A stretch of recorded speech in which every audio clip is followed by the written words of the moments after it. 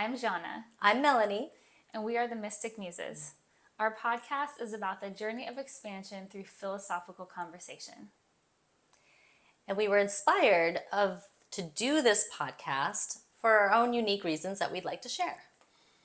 When I was at home with 3 little kids, I was isolated and bored, frankly, and listening to a podcast was a way that I got to feel like I could be part of an intelligent conversation.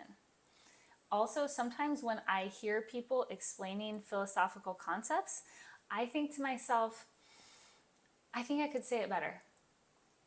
So I wanted to do a podcast. Nice.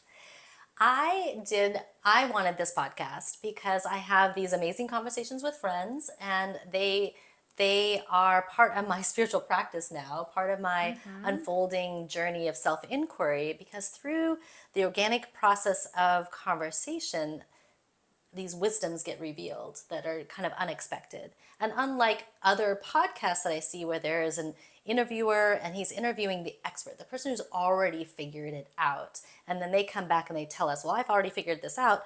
But there is so much richness in the process of the figuring it out that happens that doesn't really get put in the book or really can't be shown on the podcast. But I find it reveals itself in conversation.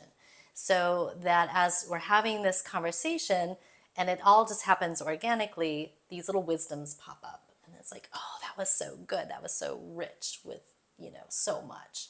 And so the inspiration through conversations that I have with friends and evolving that, and then the connection through that, because it feels much more connective than I'm the expert, you're the person over here that has all the wisdom, tell it to me. There's like this hierarchy with here. It's just this, it's a process of the process of becoming. I find very interesting, like where we explore with each other through dialogue and our own journey and our own unfolding. And we all know that when it comes to the process of learning anything, when you discover something yourself through experiential learning, like we do in aha moments with our philosophical conversations, it sticks with you in a way, and it can change you in a way that just reading what someone else wrote after they had their aha moment can't do for you. Yeah, because it is that discovery. It's like once you have discovered it for yourself, it's like it's there. It is part of you. Yes. Instead of just trying to superimpose something over the top. Nice.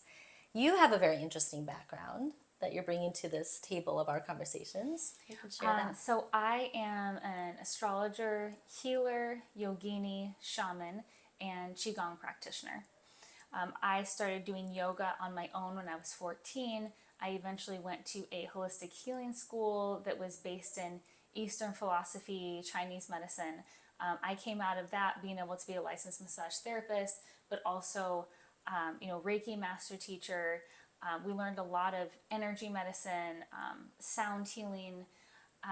It was an experiential initiation into how things that seem to be non-physical can actually heal the physical body. I've learned an enormous amount from having my children and the challenges of that. I've had a lot of really up and down experiences.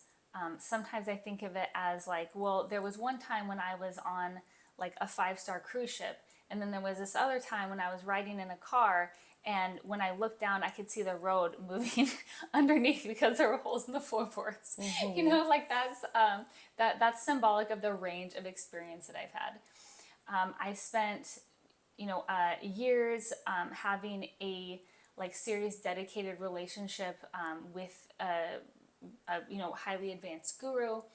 I've been blessed to have intimate one-on-one connections with people who are master teachers in their own right. I've learned a lot through more of an apprenticeship model than an academic model. Although, I still, value like the academic model, and, I have Sagittarius ascendant, so I love to learn nonstop. Where all of that has made me arrive at is wanting to take everything I know and apply it in order to solve problems. I don't think that life has to be so hard. I think that knowledge, and having technology, which technology doesn't mean computers and phones. Technology means to know how. It means to know how. So life doesn't have to be so hard. And I love to share the technology and knowledge that I have, and I love to have conversations like the kind that we have or I have with other friends because of what we said. It's discovery, and it gives you an opportunity to be an autodidact, which is someone who teaches yourself. Nice. My background has been since a very young age. I think I was 17 when I first started yoga. And yoga, wellness, like health food was really big at that time too. Basically, what I've looked at my history, it's like everything I've studied has been paths to wholeness. And ironically, a lot of those paths to wholeness have been chopped down and fragmented in our society and made not whole. And so I think my urge now in life is just to really bring back the wholeness back into all the wholeness practices.